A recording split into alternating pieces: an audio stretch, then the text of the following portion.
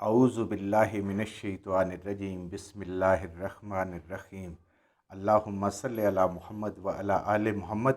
اللہ جل شانہ کو بے حساب کرم احسان اس ذات کا کہ جس نے ایک دفعہ پھر قرآن مجید سمجھنے کے لیے یہاں پہ ہمیں اکٹھا کر دیا۔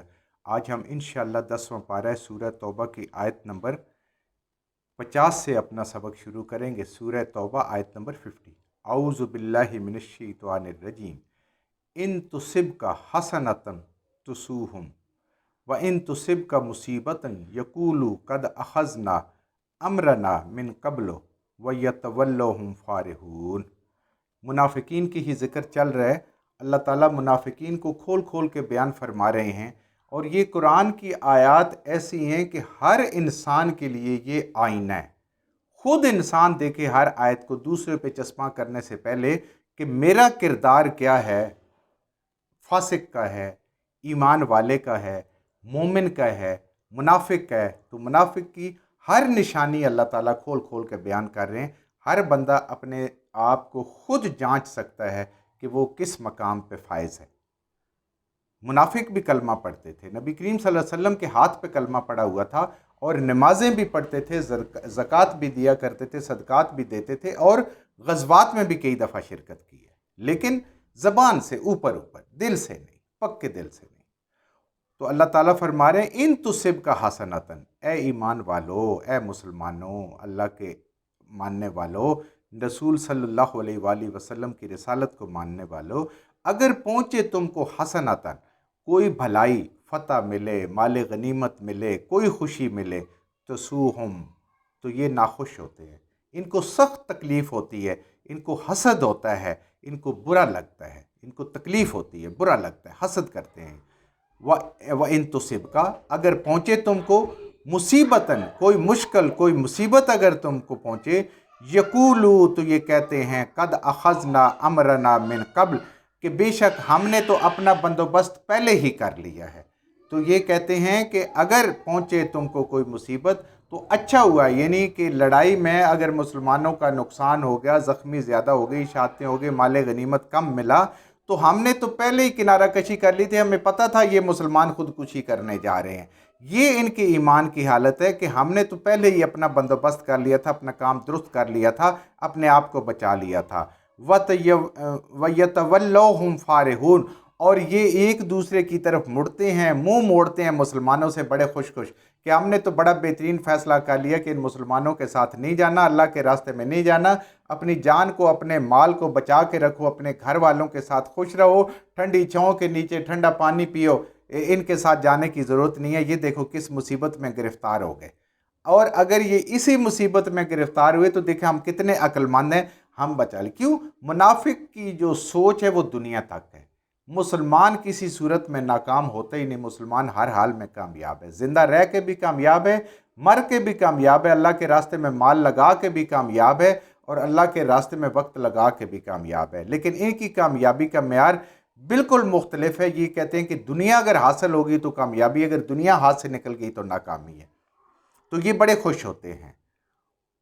قُل لَن تُصِيبَنَا، اے نبی کریم صلی اللہ علیہ وسلم ان سے کہہ دے، لن تصیبنا، ہرگز نہیں پہنچے گا ہم کو، کن کو؟ نبی صلی اللہ علیہ وسلم کو، مسلمانوں کو، الا ما کتب اللہ لنا، مگر وہ چیز جو اللہ نے ہمارے لیے لکھ لی۔ یہ بات، یہ عقیدہ، یہ یقین، یہ مسلمان کا سب سے بڑا ہتھیار ہے۔ یہاں اللہ تعالیٰ ان دو ذہنیتوں کو واضح کر رہے ہیں۔ ایک ذہنیت کون سی ہے؟ دنیا پرست، اور دوسرا ذہن کون سا ہے؟ خدا پرست، خدا کو ماننے والا۔ یعنی یہ دو ذہنیتوں کو اللہ تعالیٰ نے واضح کر دیا۔ دنیا پرست وہ ہے جو نفس کی رضا کے لیے سارے کام کرتا ہے، جو اس کا دل چاہتا ہے، اور کامیابی صرف وہ سمجھتا ہے کہ مال اور دنیا اگر میں نے بنا لی تو میں دنیا کا کامیاب ترین انسان۔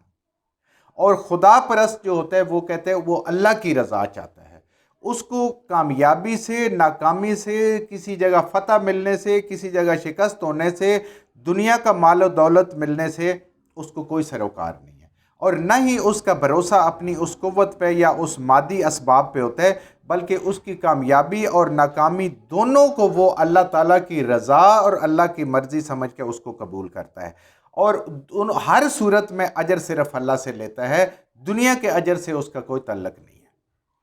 تو اللہ تعالیٰ فرما رہے ہیں کہ یہ دنیا پرست جو منافق کہہ رہے ہیں کہ ہمارا اور تمہارا معاملہ ان کو بتا دیں کہ بالکل مختلف ہے۔ تمہارے ہاں دنیا کی بات کامیابی ہے، دنیا کا مال مل جانا کامیابی ہے، دنیا کی شہرت عزت مل جانا کامیابی ہے، لیکن ہمارے ہاں کامیابی کا معیار بالکل مختلف ہے۔ اگر اللہ راضی ہے، دل میں ایمان ہے، تو ہم کامیاب انسان ہیں۔ اگر اللہ راضی نہیں ہے تو اگر دنیا میں بادشاہت بھی ملی ہوئی ہے، فرعون اور نمرود کے پاس بادشاہت دی، اللہ ناراض تھا، وہ لوگ ناکام ہو گئے۔ اور کیسی کیسی زندگی انبیاء نے گزاری ہے، مشکل وقت کیسے کیسے گزارے ہیں خود نبی کریم صلی اللہ علیہ وآلہ وسلم نے، مگر آپ کامیاب ہو گئے۔ تو جیسے لوگ ہوتے ہیں، جیسے حالات ہوتے ہیں، بنیادی طور پہ اصل میں ان کا اجر کہیں اور سے انہیں ملنا ہوتا ہے، اور ایمان والوں کو اجر کہیں اور سے ملنا ہوتا ہے، انہیں اپنے رب سے اجر ملنا ہوتا ہے، اسی پہ وہ امید ہوتی ہے۔ تو یہ معاملہ ہی بنیادی طور پہ مختلف، اس لیے کہہ رہے ہیں کہ اے اللہ کے حبیب صلی اللہ علیہ وسلم، آپ انہیں کہیں کہ ہمیں جو کچھ بھی پہنچے گا کتب اللہ لنا، اللہ نے ہمارے لیے لکھ دیا ہے۔ شہادت لکھی ہے تو شہادت ملے گی، فتح لکھی ہے تو فتح مل جائے گی، اولاد لکھی ہے تو اولاد مل جائے گی، مال لکھا ہوا ہے تو مال مل جائے گی، غربت لکھی ہے تو غربت مل جائے گی، ہر چیز میرے اللہ نے لکھی ہے۔ وہ مولانا، ہمارا تو صرف وہی مولا ہے، وہی کارساز ہے، ہر حال میں وہی ہمارا آقا ہے۔ وَعَلَى اللَّهِ فَلْيَتَوَكَّلِ الْمُؤْمِنُونَ، اور ایمان والے، سچے ایمان والے تو ہوتے ہی ہیں کہ وہ ہر صورت میں، بے سر و سامانی میں بھی اور سامان کی صورت میں بھی، نعمتیں ملنے کی صورت میں بھی اور آزمائش میں چھن جانے کی صورت میں بھی اپنے رب پہ بھروسہ کرتے ہیں۔ تو ایمان والوں کو چاہیے کہ وہ صرف اور صرف اپنے رب کے اوپر بھروسہ کریں۔ قل، اے نبی کریم صلی اللہ علیہ وسلم فرما دیں، حل یتربصون، اے دنیا کے فائدے اٹھانے والو، تم منتظر ہو بنا، ہمارے لیے، تم ہمارے لیے اس بات کے منتظر ہو، الا عید الحسنین، کہ ہمیں دو باتوں میں سے ایک بات ملے گی، اور دونوں حسنین بہترین چیزیں ہیں۔ کیا؟ یا شہادت ملے گی یا ہم غازی ہو کے واپس آ جائیں گے، اگر تبوک کی ہی بات کریں تو، اگر یا مال غنیمت ملے گا تو یا وہاں پہ ہماری جان چلے جائے گی۔ ان دو میں، اور ہمارے لیے دونوں ہی کامیابیاں ہیں، دونوں ہی بہترین چیزیں ہیں۔ کیوں؟ جس میں رب راضی ہے، رب کے لیے تو سارا کچھ کر رہے ہیں فی سبیل اللہ۔ اور وَنَحْنُ نَتَرَبَّصُ بِكُمْ، اور ہم مسلمان منتظر ہیں ظاہراً بکم، تمہارے لیے، ان یصیبکم اللہ بعذاب، کہ اللہ تعالیٰ کی طرف عذاب کی صورت میں تمہارے اوپر مصیبت آئے، عذاب کی صورت میں، من عندہ، اللہ کے ہاں سے، او بِأَیْدِینَا، یا اللہ ہمارے ہاتھوں سے تمہیں ذلیل اور خوار کر دے۔ یہ اللہ کی مرضی ہے کہ کچھ آیات نازل ہو جائیں اور اس کے بعد تمہارے اوپر عذاب آ جائے، یا اللہ ہمارے ہاتھوں عذاب دے، یا آگے جب مرو گے جب تمہیں عذاب ملے گا، ان میں سے کوئی ہے۔ تو ہماری تو دو ہی چیزیں ہیں، اسی کا انتظار تم کر رہے ہو کہ اللہ تعالیٰ، منافقین کے دل کا حال، وہ یہ چاہتے ہیں کہ آپ کبھی بھی کامیاب نہ ہو، لیکن مسلمان کہہ رہے ہیں کہ ہماری تو ہر حال میں کامیابی ہے، شہادت بھی، مرنا بھی، راستے میں ختم ہو جانا بھی کامیابی ہے، اور کامیاب واپس لوٹنا بھی کامیابی ہے۔ لیکن تمہارے بھی ہم دو انتظار کر رہے ہیں، یا تو اللہ تعالیٰ اپنا عذاب مصیبت کی صورت میں تمہارے اوپر نازل کرے، یا ہمارے ہاتھوں سے تمہارے اوپر عذاب آئے، جیسے کہ قریش والوں کے اوپر آیا، مکہ والوں کے اوپر آیا۔ فَتَرَبَّصُوا، تو پس انتظار میں رہو، منتظر رہو، اِنَّ مَعَکُم مُتَرَبِّصُونَ، ہم بھی تمہارے ساتھ انتظار میں ہیں، کر لو انتظار جو کرنا ہے، ہم بھی انتظار میں ہیں کہ اللہ تعالیٰ جو فیصلہ فرمائیں گے، ہم اپنے رب کے فیصلے پہ راضی ہیں کہ اللہ آپ کو خود سزا دیں گے، عذاب دیں گے جب تم مرو گے، یا اس زندگی میں ہمارے ہاتھوں تمہیں سزا ملے گی۔ قل، اے نبی کریم صلی اللہ علیہ وسلم فرما دیجئے، انفقوا طوعا، خرچ کرو تم خوشی سے، او کرہن، یا مجبوراً، ناخوشی سے، یعنی منافقت ظاہر نہ ہو جائے، اس سے بچنے کے لیے، لن یتقبل منکم، تم سے ہرگز قبول نہیں ہوگا۔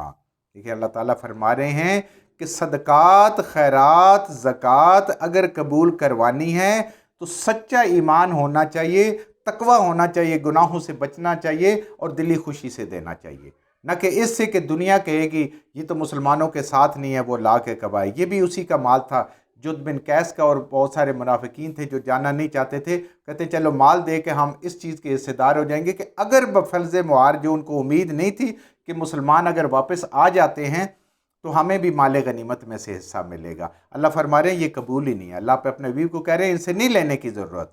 انکم کنتم قوما فاسقین، کیونکہ تم اللہ کے نافرمان قوم ہو، تم اللہ کو بھی ناراض کرنے والے ہو، اللہ کے فرائض سے منہ موڑنے والے ہو، صرف زبان سے ایمان لانے والے ہو، دل سے ایمان لانے والے نہیں ہو۔ فاسق کون ہوتا ہے؟ جو نماز نہیں پڑھتا وہ فاسق ہوتا ہے، جو فرائض نہیں پورے کرتا وہ فاسق ہوتا ہے، جو اللہ کی نافرمانی کرتا ہے وہ فاسق ہوتا ہے، جو نبی کریم صلی اللہ علیہ وآلہ وسلم کی نافرمانی کرتا ہے وہ فاسق ہوتا ہے۔ تو اللہ تعالیٰ دیکھیں منافقین کی ایک ایک بات، ایک ایک رویہ، ایک ایک سوچ کھول کے بیان کر رہے ہیں کہ اے ایمان والو ان سے بچنا، کہیں ایسا نہ ہو کہ تم بھی ان کے ساتھی بن جائے۔ جو کچھ ہم نے صحیح پڑھا اللہ ہمارے ذہنوں میں، دلوں میں بٹھا دے، جہاں جہاں پڑھتے ہوئے بولتے ہم سے غلطیاں ہو گئی اللہ میں معاف فرما دے، اور ان غلط باتوں کو ہمارے ذہنوں سے، دلوں سے اللہ کی ذات نکال دے۔